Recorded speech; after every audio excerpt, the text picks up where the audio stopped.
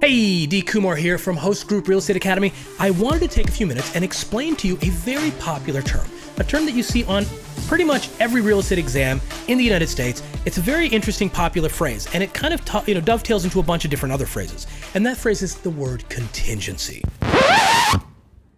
What's a contingency?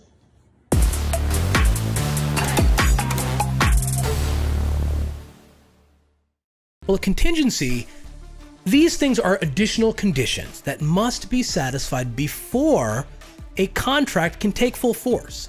So there are additional provisions, additional items that have to be sort of checked off. So I'll buy your place, but it's going to be contingent on me getting financing, for example. Or I'll buy your place, but before I can buy your place, I need to sell my place, and therefore I need a contingency that says I have to get the money from my place to buy your place. So contingencies basically are inserted into every single real estate contract that exists. You see them chock full of contingencies. So some of the more popular ones that you see on real estate examinations and in practice are things like the mortgage contingency, which is a very popular one, which protects the buyer's money, their deposit, in the event that a lender cannot provide mortgage financing at prevailing rates and terms. Now, in many suburban markets and in many markets around the United States, because real estate is very hot as of the recording of this, you're seeing a lot of those mortgage contingencies get kicked out. And a lot of buyers apparently are buying cash. They're really borrowing, but they're taking the contingency language out to be competitive. Highly unadvisable. I wouldn't recommend that. Again, talk to your attorneys before you make any brash decisions to see what the effects could be.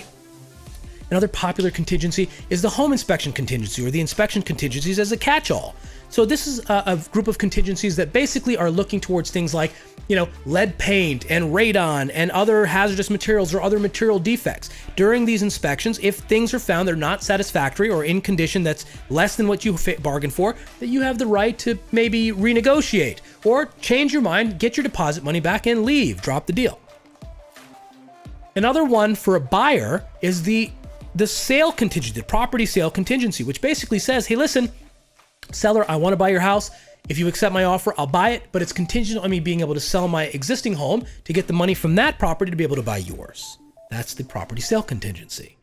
And then one that you many times will see, these were all buyer contingencies, but one that you many times will see for a seller's benefit on exams is something called a seller's contingency or a sale contingency. And many times what they do is the seller reserves the right to take additional offers, backup offers, and hold them in the event that the buyer's contingencies are getting less and less desirable to the seller. So the buyer starts renegotiating, saying, oh, I'll buy it, but I want this off, take this off. The seller can say, look, we have a backup offer, a very viable backup offer, and we reserve the right to take that offer if the negotiations fail.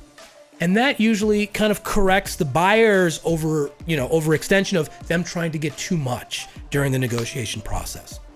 Well, anyway, I hope you learned something about contingencies. Check out the infographic and check out the article that we wrote about it.